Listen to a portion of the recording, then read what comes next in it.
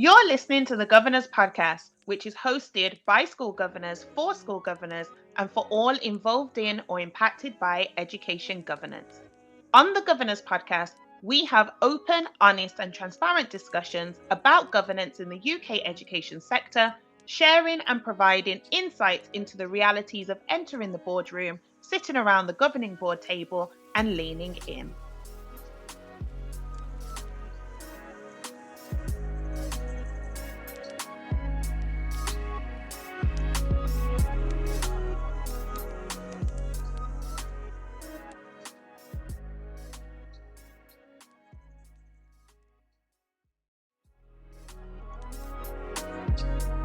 Hello, I'm Sharon Warmington and I support schools and academies as a governor, governance practitioner and a clerk.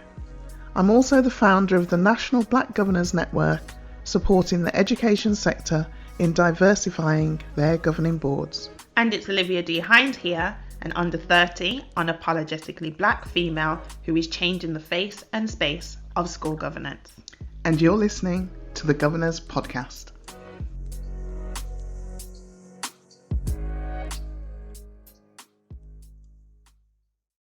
Okay, let's get into today's topic. So I have a question to kickstart this new year. Okay. What on earth is the difference between the vision, the mission, the ethos, the purpose, the values, and the aim of a school? Wow, that's a big question. And one that it's really strange because it is one of the three key responsibilities of any governor or trustee, which is to not necessarily to know them, but to set the strategic direction of the school. And the only way you can set it is by first knowing it. And really, how often is it reviewed? When do you actually look at it? Is it still fit for purpose? It's so true. Those are the kind of questions that we should ask ourselves. And fit for purpose in a sense that the dynamic of the school changes. It goes through several changes throughout an academic year or throughout a generation of the school. And I call a generation when the year 7 cohort gets to year 11. Or the nursery gets to year 6. Of course, thinking about it in terms of primary education as well. So, or whatever your school is, because not all schools, if you think about alternative provisions, they don't necessarily have all year groups. True. So whatever the complete turnover is from your youngest coming in there we go. to when they leave, yes, that's like a generational shift. So when do you review your mission statement? Well, statement. Let's take it back a bit first and sort of delve a bit deeper into what each one means. Okay. Now, I could sit here and give my take on it, but I went to my favourite resource, Google, and it is 2022 He's my best bud too. He's my best bud. And I found there are all sorts of definitions, and so this isn't saying that this is the ultimate definition. Yeah. This is just the one that I found that gave a definition for each of those headings. So I'm going to give you the heading, and then I'm going to give you a summary of the definition. So this is taken from the copyright of this belongs to somebody called Leigh Cowan, just so that we acknowledge where we got that from. So the mission is what your organisation wants to do. Okay. For who, where, and to what extent. So this is like more of an action. It's like it's driven. The things that would be mentioned in a mission statement. What are you set up to do? Action driven. Yeah. What's the I suppose it links to the purpose. Yeah. The ethos is the ethical axis on which your organisation prides itself. Ethical axis. Yeah. And I would take this further to say ESG, or environmental, social and governance, is really big at the moment. Yes. So if you take just one of those, environmental, what is the school's ethos around the environment? Right. Okay. Are you wasting paper? So are you ethical using practices? Yeah. Right. Okay. Yeah. What is your overall ethos of the school? Okay. The vision, where the organisation sees itself in 3 to 10 to 25 years. Right. If you go that far. So so it's like it's a future you're working towards. Yeah, and so I suppose the school development plan or the school improvement plan. The school improvement plan. Yeah. Some schools call it development plan, some call it improvement plan, academy improvement plan, whatever the title is. Yes. And I was talking to a chair of trustees recently about the size of those development plans. Of course. And some of them can be like They're 30, massive. 40, 50 pages, which is ridiculous. It's a lot for governors to read through. But then not even just to read through. How efficient are you at implementing that and making sure that it happens? Is there some sort of executive summary that's included to make sure that you've got at least a snapshot so that you can then really measure if this is just another document that's been produced, or can you actually see that the changes are starting to happen inside the school each term, each academic year? In my opinion, it's better. Smart goals, people, smart goals. Yeah, less is definitely more. And in almost everything that I'm doing now, I adopt the model created by Karl George, who we often refer to. The must, the should, and the could. Yeah. So, and I translate that into short, medium, and long term. So your musts are your short term. Do them now. What must you do? And a must, if you've got a 3-year plan, could be, what must we do in this academic year? Of course, yeah. What should we do? Could be, what should we do in the second year? And what could we do? Could be, what could we do in the third year? And the thing is, I mean, I remember when I was interim head of governance for an air ambulance charity, and it was one of the trustees there, when looking at what was I think it was the 5-year corporate plan, said, you know, why wait until we get to the 5th year before we then have to rewrite or create a new 5-year plan? Yeah, you can. Why not have a roll on, roll off? Yes. So as year 1 is done and they all shift down, then you create a new year 5. Oh, I get you. You add it. Add a new year on. So it's a continuous plan. Yes, I feel you. Rather than one that. The dates will still be fixed. So it's constantly breathing then. Right. It's not a stop and start. There you go. Because if, I'm sure 5 years, if everyone had a 3-year plan and say that 3-year plan was dated 2018 or 2019, that there blew is up. No way. That blew up in 2020. Exactly. So, what happened to those plans? It has to be an organic, it has to be an organic document that has life breathing through it, just like the children breathing through it. Because if secondary schools didn't plan for Generation Alpha coming in year 7 in September 2021, then where was the vision? Yeah, that's true. Because Generation Alpha is now in secondary schools. And you don't want to be playing catch up or be falling behind because you haven't effectively looked forward enough, or even looked at how the present is going to significantly change the future. Yes. Because when you look at it that way, this is why when it comes up in conversation, in relevant conversation, with the conversations I've been a part of, I'm like, as well as you looking at your students, you have to look at the parents of those students. Yes. And you have to look at the parents of the students that are yet to come. Yeah.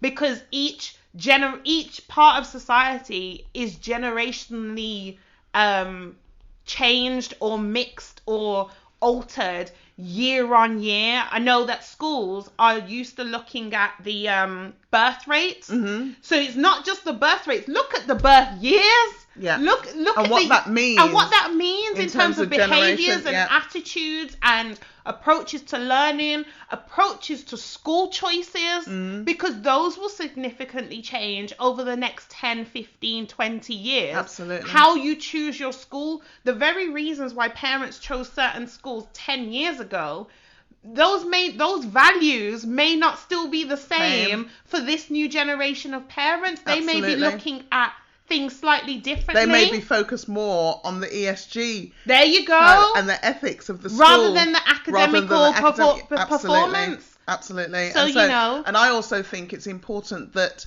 the education sector looks outside itself. Oh, it has to. And learn lessons from, because at the end of the day, every single profession that exists, whether it's a traditional profession or whether it's an entrepreneur or business owner, passes through school. Yes. Because children pass through school. People pass through. Absolutely, they pass through first. school. So the impact and influence that school has on those other professions means that you can also learn from those. So, and that starts at a governor level, as far as I'm concerned. If you've got somebody outside of the traditional professions like lawyers and accountants and HR specialists, I get it. Yeah. But we should be focusing a lot more attention on the creative arts and on entrepreneurs. You know what that's making me really think of? In my opinion, and I gotta start the sentence like that. Yeah, in your opinion. In my opinion, the education sector needs to be less reactive and more proactive. And at the moment, it is constantly in a vicious cycle of being reactive.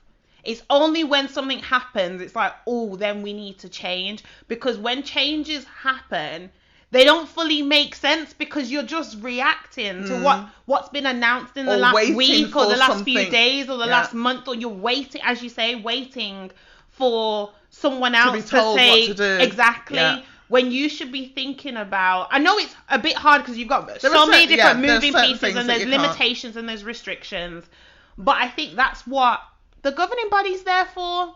The local governing bodies are there to help you think more proactively and ask those questions that force the schools to think, okay, I haven't thought of it that way, but if we think about it now and we implement something, then it means in a year's time or academic year's time or in 3 years' time or in 5 years' time, whatever the generation of the school, like we've said previously, then it's like you'll be thankful for that very small seed that was planted way back when, because you would have worked on it, you would have tweaked it. So there's certain suggestions that may be made in those meetings that can really propel school forward. Now, in the beginning, it may feel like, why are we doing this? Why are we thinking about this now?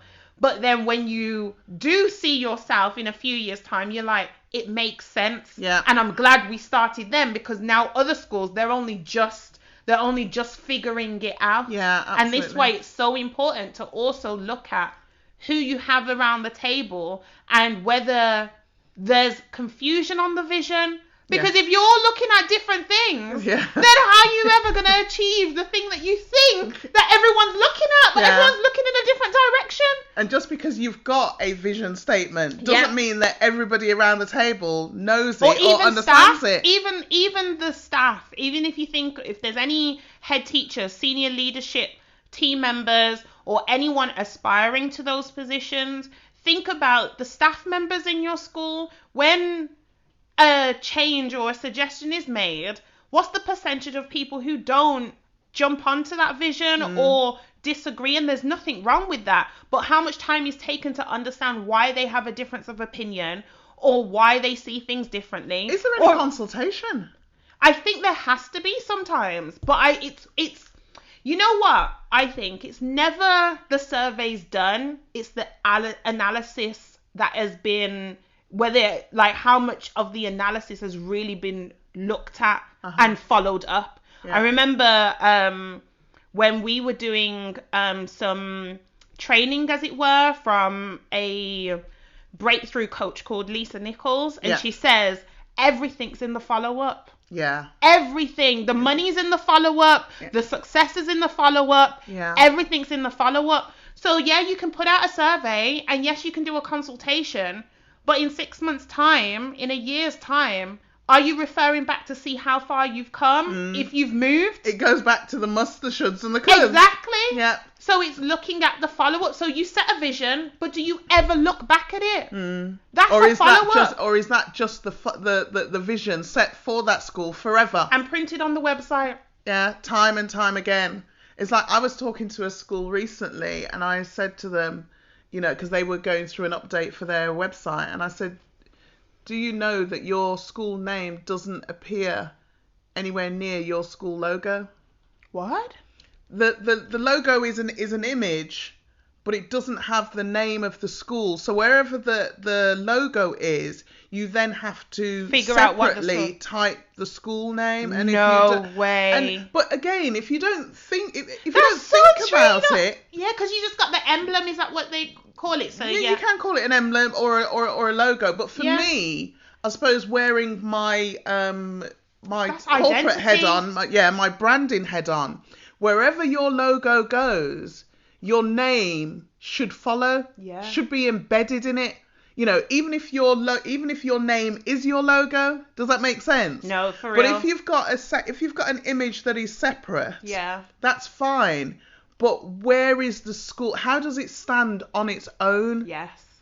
And because especially if it's new, it's not like you've got a historical association with it. This one has got a historical association. Right, okay. And so, you know, the logo itself can't be changed because it represents an individual, if that makes sense. Yeah. Mm-hmm. But, you know, on the school badges and things, it's just got the logo, but not the school name. The name. And it's almost like an assumption that because you know, you may work for the school, and because you know the school, then you recognize the logo. That's interesting. But you can't assume. No, the reason why I say it's interesting, because going back to the words that you were defining, I'm sure one of them you had in there was identity. Yeah.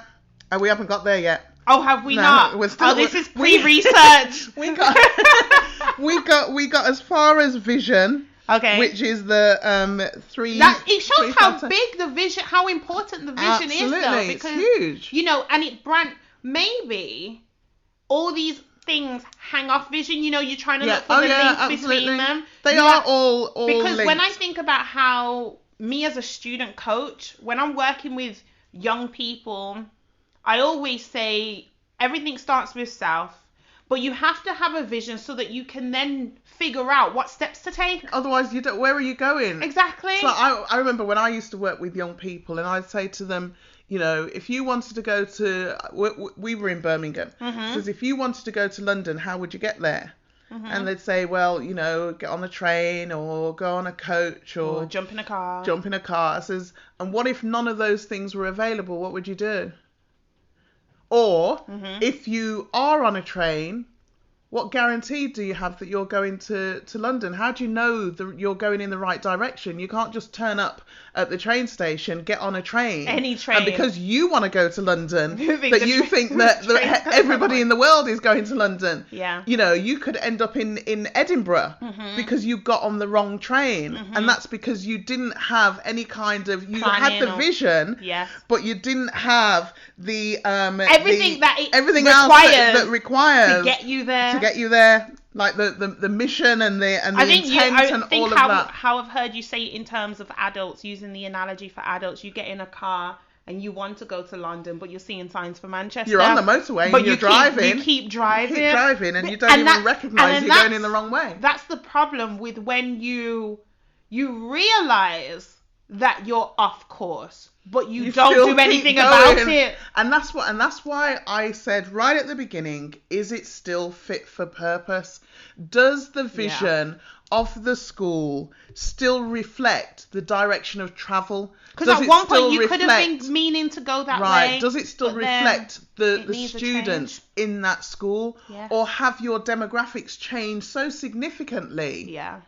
That, you know, and especially for schools that, you know, I've worked with schools that are literally hundreds of years old. Yeah. Mm-hmm.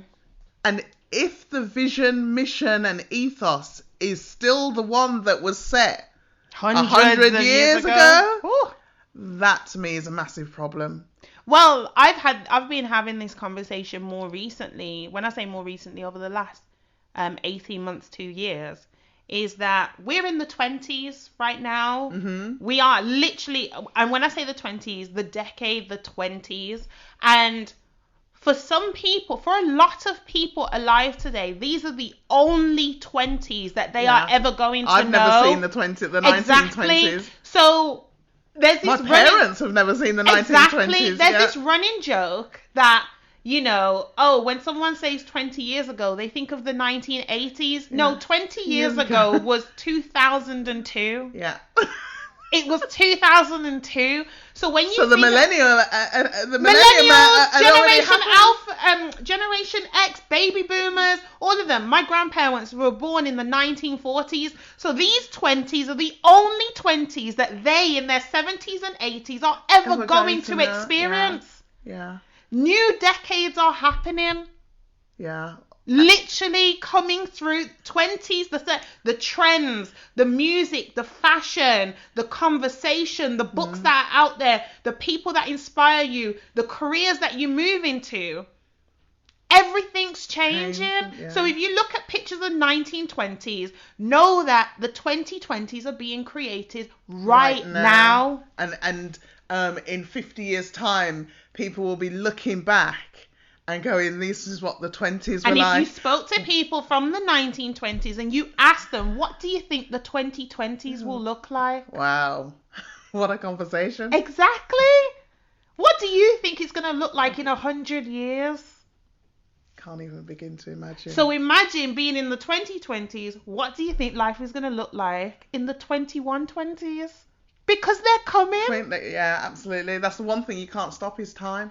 So when you think about it, when you think of that vision, take pictures where there was no color, or movies where it was all black and white, and they thought that's what it was always going to be like. So when you think of your vision, you have to think, yes, we're living today, we're learning from the past, but we are literally creating the future. It's not even about today. It isn't. And that's where the vision can't be written around a governing body table under a 10-15 minute discussion. No. Because what you'll end up with is something outdated. Is the current vision maybe tweaked, or just oh no, it still works and it's fine, and then nothing changes again for another 5 years. Exactly. Because sometimes you have to, not sometimes, in order to move forward, you've got to change. You've got to change something. Shift something. And even if it's having a discussion like what we're having now. Exactly. Sometimes change is not necessarily taking action straight away, but be willing to talk about it. And not going for the easy option of just rubber stamping and signing off and just regurgitating what was already there. Ask the question. Put it on the agenda. Have we reviewed this? What is our vision for 2020? 2028, 2030. Yeah.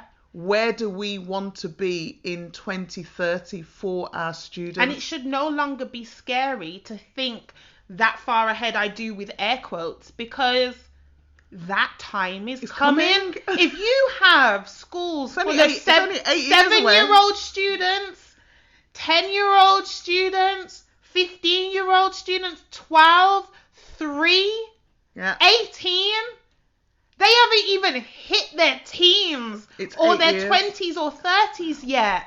When you really think about it, you're looking at the life of the child, not the one of the adult. Absolutely. That is the key thing, because students in primary school now, children in primary school now, even if you think if they've just started in nursery or reception, in 8 years' time they will be probably year 5, year 6. In 8 years' time, if they're in nursery, they're probably like 2, 3 years old. So they'll just be on the cusp. End of primary school, not even touch secondary yet. Think of the life of the children. That's an important thing, because it shifts your mindset when you think about time. Because if you talk about a child being 6 years old, being 10 years old, being 12 years old, being 16 years old, it becomes more realistic to look in 5 years, 8 years, rather than saying 2030, because that sounds so far away, but it's not. It really isn't. 8 years. Okay, let's keep going. Right. Wow. Purpose, right, okay. The purpose is why the organisation exists. The why. You see, keyword, why. And I've heard this a lot in professional settings, in business settings, in personal development settings. where it's important to know your why, the thing that drives you. And the thing about purpose is it's personal, it's individual. But just like we've said in a previous episode, where just like every family has its own culture, every country has its own culture, every school community has its own culture, and so that within itself, exactly, as well. So that within itself, as well as the purpose, the why of your staff members, of your teaching staff, of your support staff, of your governors, of your head teacher, of your senior leaders, it's also the purpose of the entire school. How do you bring all of those together? Well, it's like you mentioned, sorry to interrupt, but you mentioned in a previous episode about the change in the school uniform. Yes. That was purpose driven in my opinion.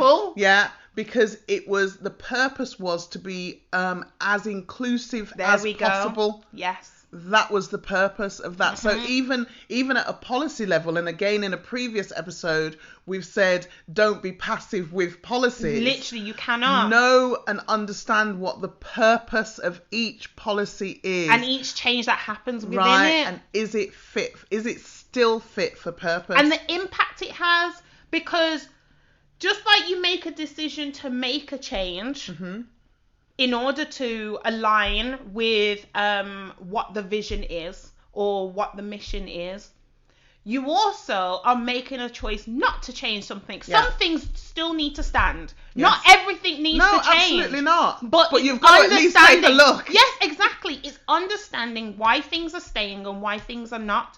Because each choice kind of leads to consequences or impact. It impacts something. So by not changing something, it means that in 3 years' time, you may get a question, why hasn't this changed in 3 years? Yeah. But then also when you do make a change, okay, what has been the result of that change? Just like when you're looking at academic performance, in changing from external exams to tags, what has been the impact of that? Yeah. And now teachers are like, please just take it back to external exams. I can't be doing this for a third year in a row. Okay? So it's looking at all those changes that are happening, but not just focusing on the changes that you're feeling in the next few weeks or months or that academic year. It's the change that it's looking at the things that hold everything together, looking at the spine, looking at the thread, the thing that everything else sits on. I also fundamentally believe that when we're looking at all of these things, whether it's mission, vision, purpose, ethos, that it isn't just about the children and the students. It has to be the workforce as well. Of course, yeah, that's why I keep mentioning the staff. It has to include the stakeholders as well, because it needs to embody everything, because you have to get the buy-in for it to actually happen. Otherwise it will again just revert back to being a form of words that has no connection to anything or anybody. And what I will add to that is it just reminded me of something that I've been seeing a lot recently in the last few months, just to qualify what I mean by recently. And it says, even if the change hasn't been external, but you have noticed, you've become more aware of your reaction to something, that in itself is progress. Oh, absolutely. So you may not have necessarily changed the way you react, but you've become more aware of how you react. Yes. That in itself is progress. Yes. So the change doesn't always have to be external. It doesn't always have to be seen, heard, or felt. It needs to be first known. Yeah, absolutely. You first need to be aware of it. You need to recognize it. It's like, because I've noticed that I'm more conscious of my patterns of reactions or my patterns of behavior. And once you're aware of them, you can then address them. Yes. But if you're never aware of them, then you don't know what you're changing. You don't know what you need to pay more attention to. So even with everything that we're saying around vision, mission, and your aims, your purpose, knowing your why, knowing what you're doing and why you're doing it, it's always starts from a place of, okay, let's set some time aside to review this. Yeah. You have to. Doesn't mean you actually change anything. No, exactly. Because we don't want to scare people into thinking, oh, we haven't changed anything. But just be aware that you haven't. Have the conversation, especially because if your governing body has changed, yes, you've got new governors on, and for new governors, the vision, mission, and all of that may go straight over your head, or you haven't even taken the time to read it because you're just bombarded with so much information. Yeah. So having an open discussion around the table could be really helpful for those new governors who could also give some input an opinion on that. Because they are a breath of fresh air. Absolutely. They will see things differently, or even just ask the question, what does that actually mean? Yeah. Or even when you think about on an operational level, and I know for governance, you deal strategically. But if you're thinking about the whole school moving forward and us as governors being a part of that, driving towards the future and making healthy, positive change, then it's looking at those that are being invited into or coming into that school community. So when you look at new staff, it's looking at your interview questions. It's looking at the way the induction pack is put together. Yeah. It's looking at the application process. It's looking at the recruitment process and thinking about, do we need to review this, or are we just duplicating year on year? Yeah. Are we just copying what the norm is, and what the current norm is, what the norm has been for the past 10, 20 years? Who are you bringing new into the space? If you always do what you've always done, you will always get what you've always got. Exactly. Because you have to do something with different. That breath of fresh air at a governance level, it's the new governor coming in. But at an operational level, it's a new staff member. How do they view the school? What is their real reason for wanting to work there? Absolutely. And listen to it and follow up. Yeah. When you think of having those engagements with those new staff members before they actually become new staff, we know you have an entry process, which is the recruitment, and you have an exit process if they choose to leave or they're leaving under other circumstances. But is there a midway where you talk about, have we lived up to your expectations of a school, and vice versa? Have those honest conversations. Now, I know there are appraisals that happen. Yeah, and probationary periods and time for review. But it's looking at those. Is it really a two-way street, or is it just the organisation reviewing the individual? There we go. And not the other way around. And then it's also for schools that experience a high level of staff mobility. If you look at your processes and how you engage with your staff members on a routine basis, then you may find that the long-term consequence or positive impact is that more staff are staying because more staff feel seen and heard. Yeah, absolutely. And the same with governors. Do we do exits with governors to the point where we say, okay, you've been here for 2 years or for a term or for 3 terms or whatever the time is. What would you like to say to somebody new coming in? How could you summarize the school based on the your history and knowledge of it? I like how you've mentioned the term thing, because that's the one thing that governors have as almost like an end of contract kind of thing.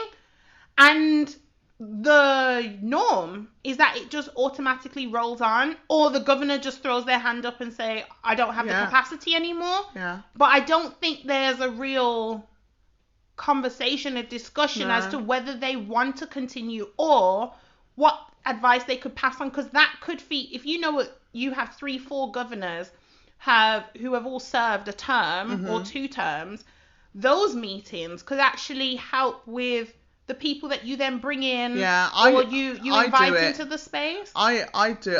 I know that some chairs do it and some don't. And a lot of it is around time. Yes, of course. But I always try and have a conversation with those who are voluntarily resigning. Yes.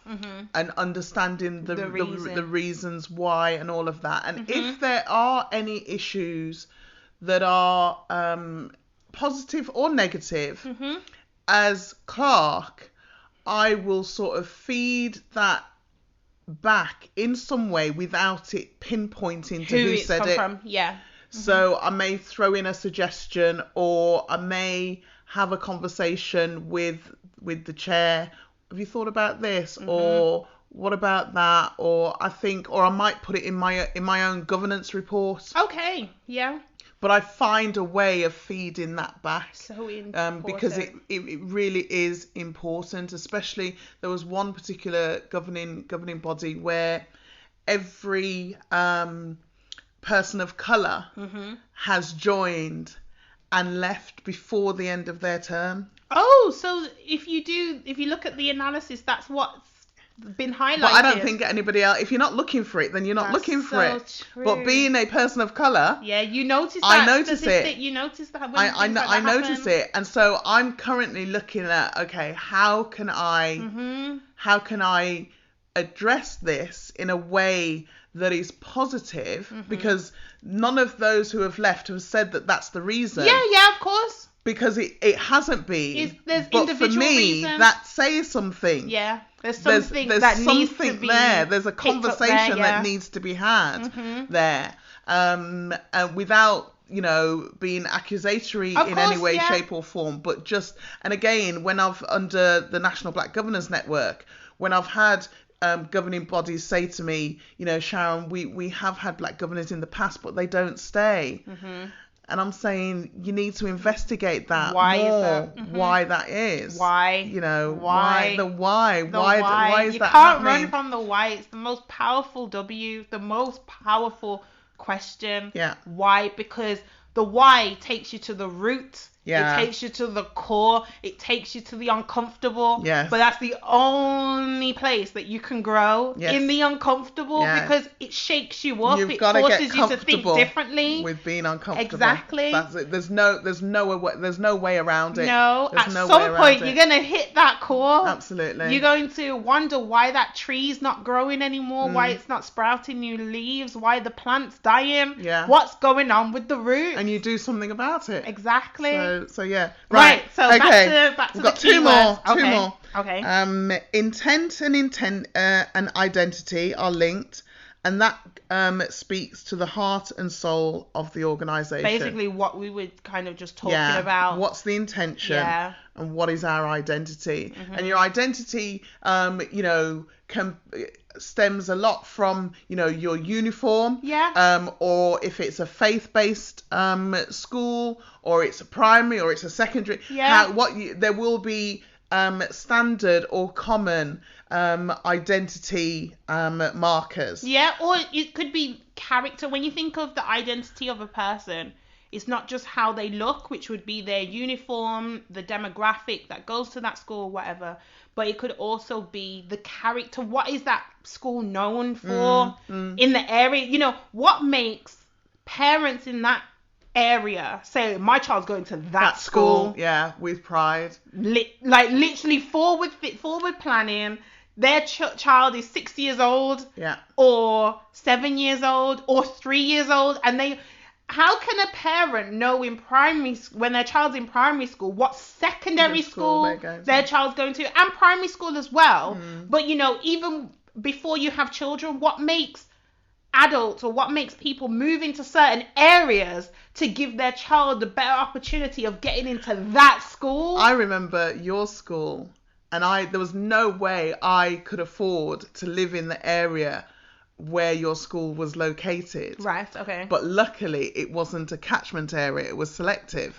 There you go. But I remember even before I had you, just being on the bus, going past that school and seeing the uniform of all the girls and thinking, she going my there. child, when I haven't even got a child, but my child is going to that school. And I knew nothing about the mission or the vision or the ethos or anything. It's the character, the energy, identity, the vibe, the identity. The identity is what switched me on to that school. And so it's things like, these are the kind of conversations that senior leaders can have, head teachers can have with the head teachers network that they have, that governors can have, thinking what's going to make our school attract these parents, people who don't have children yet, like my generation, some of us don't have children yet, but when we're thinking about our life plan and we're thinking about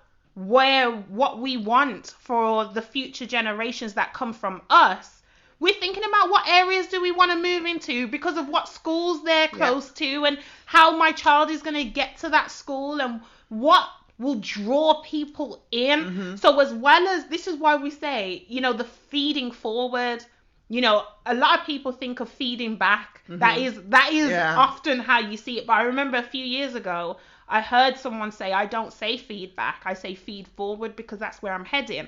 So you take the information and you feed it into your movement forward. And so as well as your current parent body, so this is for primary or secondary, it's thinking of the parents who you don't know, but who see you. Absolutely. And I have conversations with people all the time who are parents and wanting to get into their child's school as a parent governor. And if they're in a primary school, and I say to them, if I'm coaching them and I say to them, if you don't get appointed, don't worry, right? Because if there's only 2 governor vacancies, or if there's only 1 governor vacancy for parents, a whole election for a parent governor can hang off 1 vote. Yeah, literally. Don't think because you've got 300 children in the school that it's some kind of huge thing. I've seen parent governors win a parent election on the strength of 1 vote, and the total, the highest number was 20. But what I do say to parent governors, especially if your child is in primary school, if you already know what secondary school you want your child to go to, become a governor there. Because you'll learn and understand about school governance. And you will be able to get a feel for the school, the purpose, the vision, the mission, outside of, it's just the local comp. Exactly. Kind of thing. You'll get to know more, and being in that school, not as a parent governor, will expose you to more things. So then bringing the step before that, for anyone who is thinking about becoming a governor and doesn't have children yet but would like to or is planning to, you can then look at becoming a governor in a primary school to get a feel for. So, you can become a governor in one primary school and your partner becomes a governor in another. And while still keeping all the confidentiality that you need to have as governors for your respective schools, you'll each get a feel for different ones. You're covering a lot of bases there. There you go. And that's the thing. It's a neat strategy. It makes sense. Absolutely. And there is a shortage of governors in primary school. More so than secondary school. I mean, it could be because there are more primary schools. But, a lot of people come into governance automatically wanting to a secondary school. And I will have conversations with them to unpick their why. Why do you feel that you will be better serving in a secondary school than a primary school? And when I explain to them the foundation that takes place at primary level, the foundation of education, and how important that is, it's like I never thought about it. And like that's why we say anyone aspiring to headship and things like that, become governors in other schools. So in your own school, you may not be able to be a staff governor, or you may not have the opportunity to, or there's no vacancies available, or even if you were a staff governor, you've got limitations on the things that you can be a part of. So you become a governor in another school. Primary school will give you immediate, bragging rights, dare I say it, give you extra weight, because then you can offer something to primary schools that will give them information about how to manage the year 2 SATs, or the year 6 transition into year 7. But it's also looking at what skills you can gain as well, being a part of discussions that you just won't necessarily be able to be a part of in your own school. But it also means that it will bring more texture, that's the word I would use, in your operational practices. Oh, absolutely. Because your exposure is different. More. Exactly. I recently put one of my it's a governor, it's a teacher in a secondary school who is the head of department, but is a governor in a primary school. And a member of my appraisal committee dropped out at the last minute, and I cherry picked her to step in because I needed three governors. There was obviously no conflict, but I knew the experience for her would be amazing, because there's no way as a head of department in her own school she'll even get round the senior leadership table, let alone sit on a panel as an appraisal for the head teacher. Yes. But it gave her so much. Immediately after the meeting, she emailed me and just, it's a confidence Sharon, boost. thank you so much for the opportunity, because I just can't even explain to you what I've just learned, what that experience has given me. Exactly. Yeah. Your value just goes up. Yeah. Price is going up. Talking of values, the final of the 6 is values. What is important about how your organisation conducts itself? Right. What are the values? So this is what you stand on. What you stand for, yeah. Yeah. I almost call it your moral purpose kind of thing. Purpose, one of the things that I adopted a couple of years ago actually was, some people could call it an attitude, I suppose. I just feel very comfortable enough with myself to say, unless somebody matches my moral purpose and values, then I can't work with them. And so I've literally walked away from contracts, from money, because if the organization's values don't align, then I'm in conflict, and I cannot be productive in conflict. I call that when you have your non-negotiables. You have it's what you stand for, what you believe, and there's nothing wrong with having a difference of opinion, but someone's mindset, someone's character, someone's behavior, the moment you choose to share space with them, you open yourself to absorbing the way that they are. And therefore, if the way that they are doesn't move you forward, doesn't allow you to believe in bigger and better, doesn't allow you to progress, doesn't make you better in any way or make the situation better, whatever it is that you're collaborating on, then you really have to ask yourself, do I need this? Or is it worth it? Is it worth me compromising my values? And so, but the only way you can get to that point is you've first got to be clear on your own. Absolutely. You have, and you've got to know what yours are. It's the same when you're joining a governing body. Yes. Don't just. I've said to they're new governors. You. You're choosing them as much as they're choosing you. Right. When you're in that meeting. Yes. That first introductory meeting, don't feel obligated. I call it energy or aura. If it's not, if something's off. Trust your gut. It's not to say that they're wrong or you're wrong. It's just different. You're just aware. If you're feeling that at that meeting, then it will only manifest itself and magnify itself with each meeting, and you will each engagement become more and more frustrated, and you'll be in constant conflict. And there are so many vacancies out there for governors. Honestly, that you literally have abundant choice. You can choose. You can absolutely choose, and it's very different to challenge. Sometimes people get confused and think, I'm just being challenging. I'm doing my job because my job is to challenge. There's a difference between challenge and conflict. Because challenge, you can agree to disagree and keep it moving. You can keep it moving. You can focus on the bigger picture and all of that. But when something goes against your moral purpose or your values, then you feel that at your core. You feel that at your core. You really do. You don't want to leave a meeting feeling emptied in a negative way. I know I'm a strong believer in pouring from your overflow, giving all that you have, but you don't ever want to feel defeated.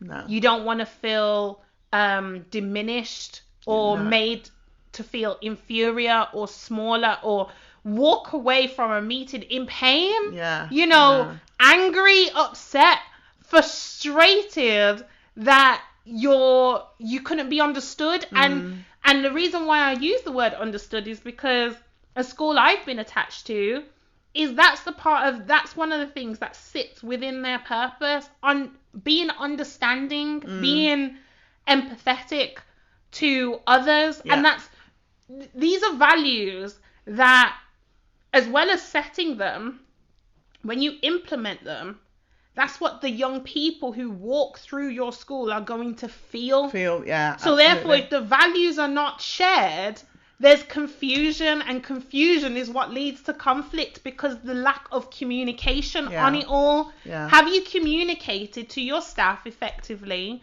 or with your governors about values so that you know what you're instilling in these young people? One of the schools that I know, I don't know if it probably their vision, it sits within their vision or their purpose.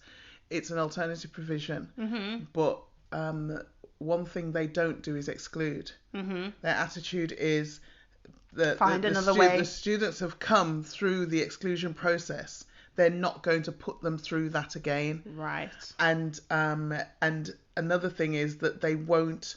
They have a zero NEETs. Oh, okay.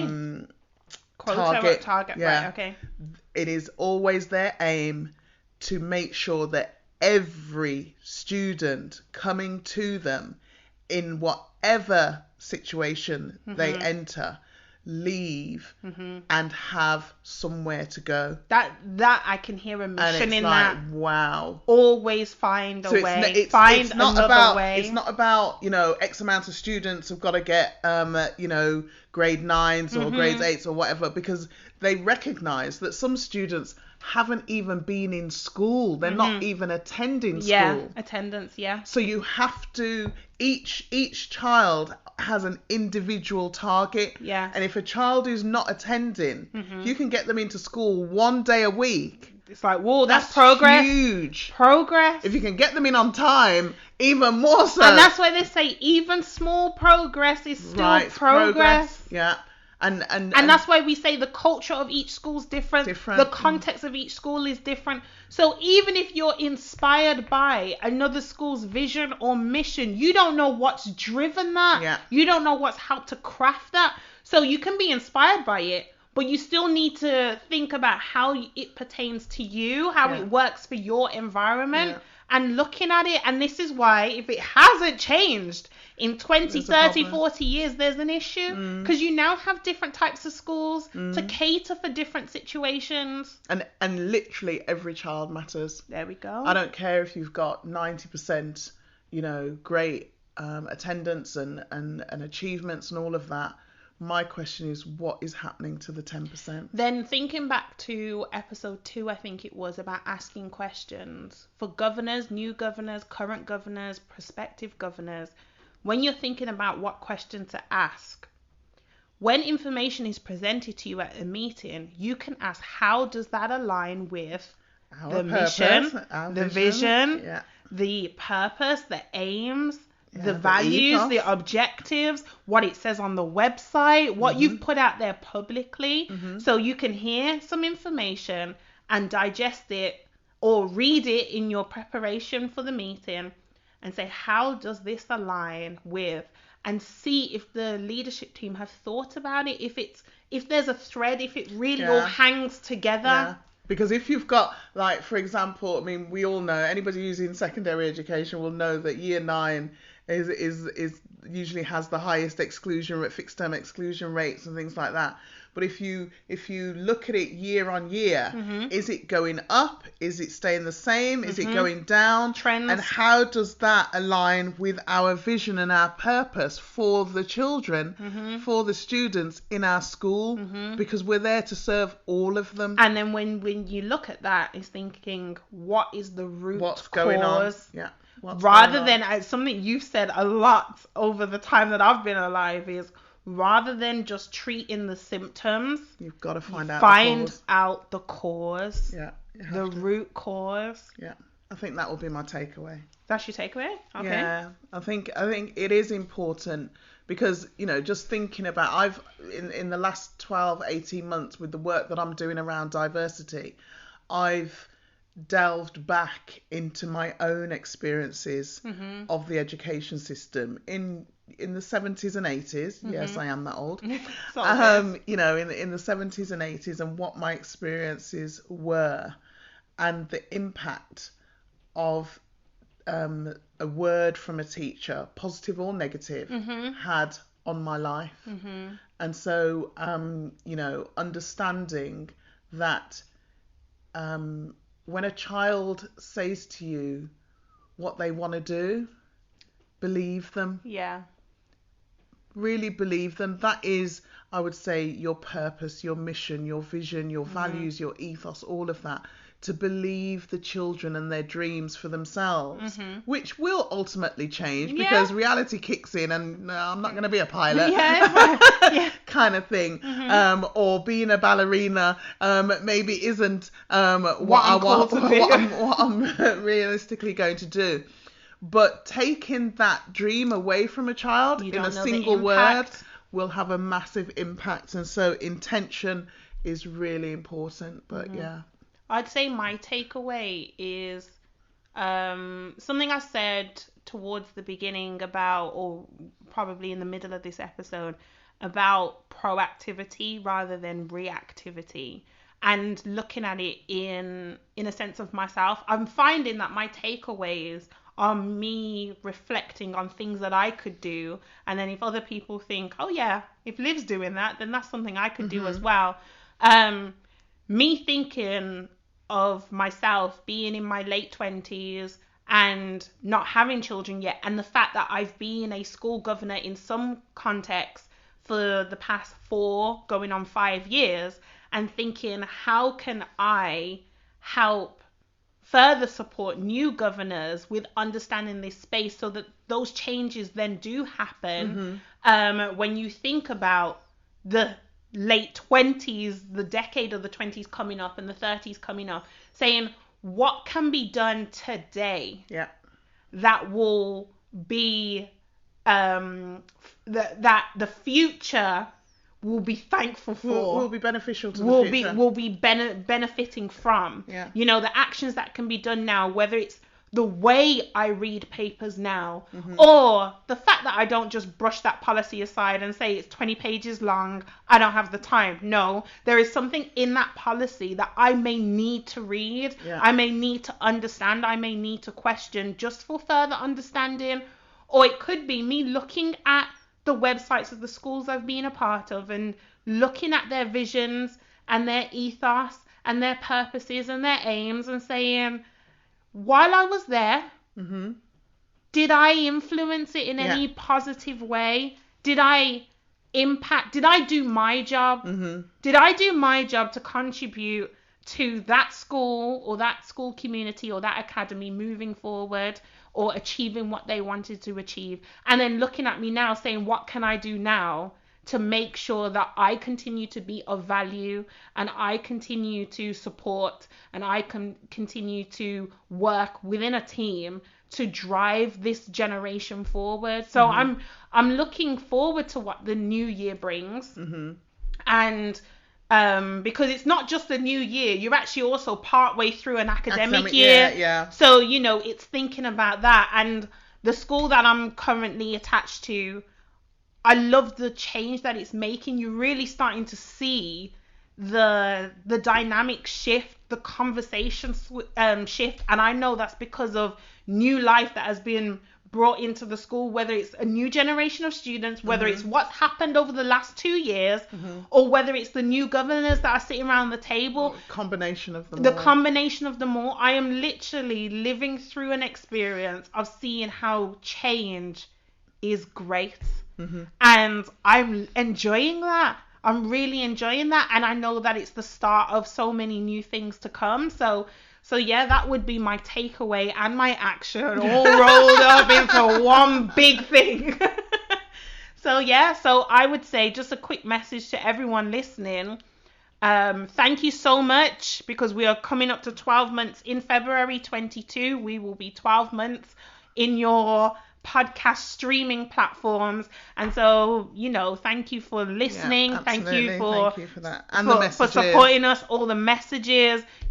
At this point that we're recording this, we have over 5,000 downloads, and it's because of all of you that you've made me a better governor. I would say this podcast and listening to you all, connecting with you all, has really made me a better governor. So thank you, and we look forward to sharing more with you going forward.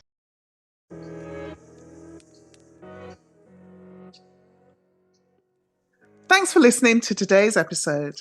Please rate, review, and subscribe via your preferred streaming platform. The Governor's Podcast is a brand of the legal entity Education Governance Solutions Limited, and a free training resource for anyone. So if you know someone who is interested in becoming a governor or a trustee, please share this podcast with them. And if you'd like to get in touch with us directly with questions or comments, then drop us an email at thegovernorspodcast@gmail.com. You can also follow us on social media platforms at The Governor's Podcast. Let's connect.